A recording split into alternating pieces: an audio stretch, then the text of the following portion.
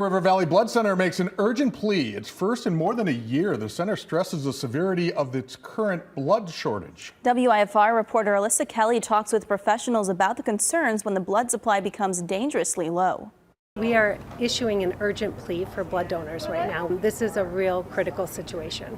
The Rock Valley Blood Center faces a severe shortage of blood, which medical experts say puts patient care at risk.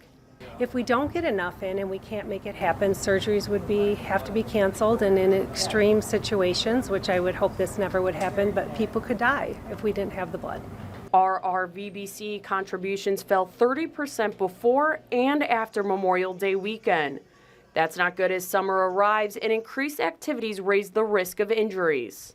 There's motorcycle accidents, boating incidents, things happen. And as more people become active in summer, they are less likely to go into the blood bank. I think also people are on vacations and they're just not as apt to donate. And so they're just busy doing other things besides, thinking about getting their, donating blood. This is the first urgent plea RRVBC has issued in over a year, and the shortage is causing pressure on the community's blood supply. The blood bank requires 800 donors each week to meet the high demand of blood.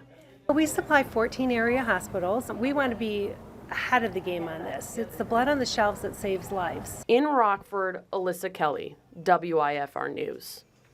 The Blood Center encourages people interested in donating to schedule an appointment, but walk-ins are always welcome.